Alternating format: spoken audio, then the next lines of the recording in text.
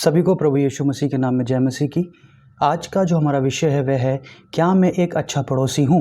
उसके लिए हम देखेंगे लूका रचित सुसमाचार उसका 10वां अध्याय वचन 25 से लेकर 37 तक।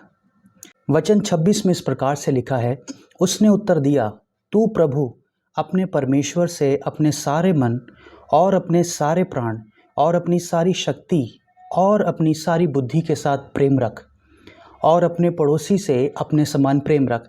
यहाँ पर प्रभु यीशु मसीह लोगों को अपने पड़ोसी से और परमेश्वर से प्रेम रखने के विषय में समझा रहे थे। तो प्रभु से सवाल किया गया कि मेरा पड़ोसी कौन है। तो प्रभु ने उसके लिए एक उदाहरण, एक दृष्टांत कहा। प्रभु ने कहा कि एक व्यक्ति यरूशलेम से यरीहो को जा रहा था और रास्ते में डाकुओं ने उसे मारा पीटा, उसे लूट लिया और जख्मी हालत में उसको वहां पर छोड़कर चले गए।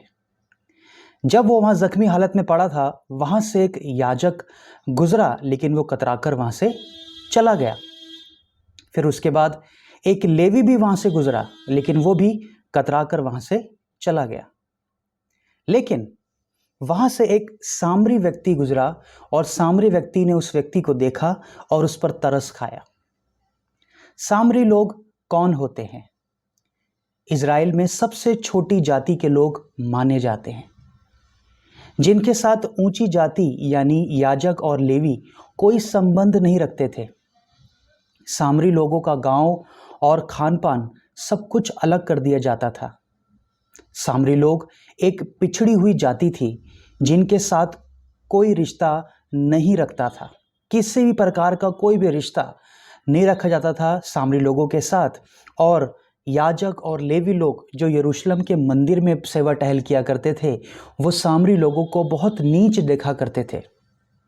क्योंकि अगर आप सामरी लोगों के इतिहास को पढ़ो तो सामरी लोग वो होते थे जिन्होंने कनानियों से शादी की और उनके जो बच्चे पैदा हुए वो आधे इजरायली और आधे कनानी थे, जिन्हें सामरी कहा गया।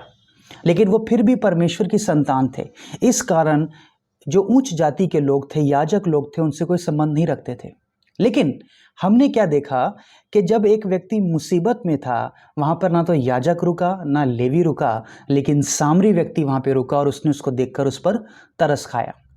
फिर हम देखते हैं कि सामरी व्यक्ति ने उसको अपने गधे पर बिठाया। उससे पहले उसके शरीर पर जहाँ घाव थे तेल और दाखरस की पट्टियां बांधी और अपनी सवारी पर बिठाकर उसको वह सराय में ले गया।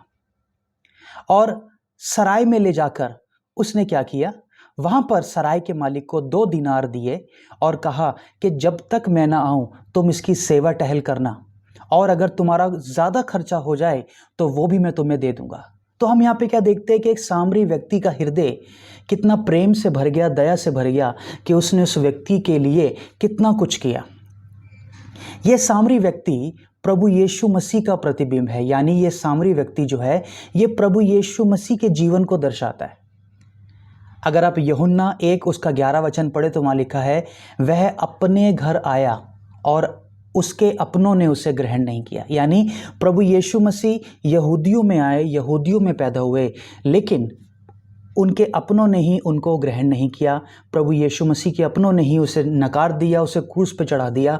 बिल्कुल जैसे सामरी लोगों को उसके अपने ही लोग ग्रहण नहीं करते थे।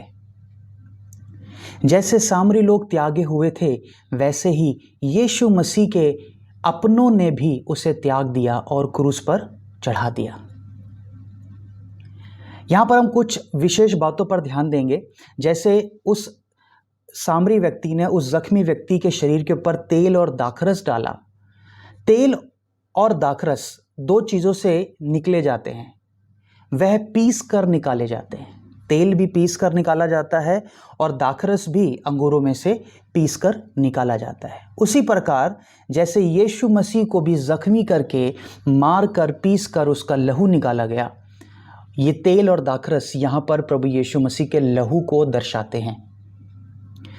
अपनी सवारी पर वो चढ़ाकर उसको सराय में ले गया। वैसे यीशु ने हमारे साथ क्या किया? यीशु मसीह ने अपना परमेश्वर का पुत्र होने का स्थान हमें दे दिया। वो सवारी जो थी वो उस सामरी व्यक्ति की थी, लेकिन वो खुद उस सवारी से उतर गया और उसने उस जख्मी व्यक्ति को उस सवारी पर चढ़ाया। उसी प्रकार जैसे ये परमेश्वर का पुत्र होने का अधिकार केवल यीशु मसीह का था, लेकिन यीशु ने हमसे इतना प्रेम किया कि अपना अधिकार हमें दे दिया, सराय में ले गया वो व्यक्ति। इससे हम क्या दर्शाया जाता है कि यीशु मसीह हमें परमेश्वर की उपस्थिति में ले गए। जैसे उसको सराय में ले गया, यीशु हमें परमेश्वर की उपस्थिति में ले गए अपना लहू बहाकर। सराय के मालिक को 2 दिनार देकर उसके रहने की कीमत चुकाई उस सामरी व्यक्ति ने। वैसे ही यीशु ने क्या किया? यीशु मसीह ने परमेश्वर के सामने हमारे पापों की कीमत अपने लहू से चुकाई। मैं एक अच्छा पड़ोसी कैसे बन सकता हूँ?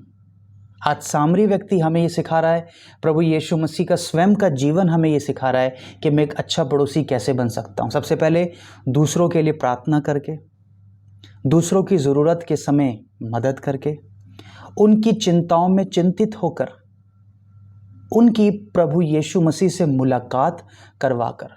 हम जब प्रभु यीशु मसीह में नहीं थे तब हमारा जीवन था स्वार्थी जीवन। हमेशा हम अपने लिए प्रार्थना करते थे, अपनी ज़रूरतों के लिए सोचते थे, अपने लिए चिंता करते थे।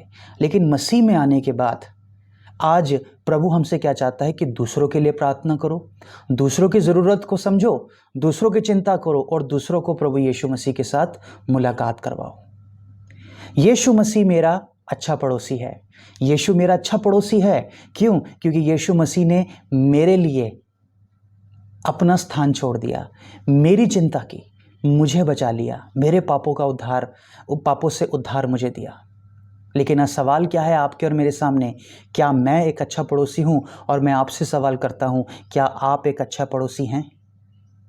अगर आप नहीं हैं तो आज से इस वचन को अपने जीवन में ग्रहण करें, और अगर आप ऐसा करते हैं तो इसी काम में बढ़ते जाएं, क्योंकि प्रभु यीशु ने इसी काम को करने के लिए आपको ठहराया है। सभी को जय मसीह की।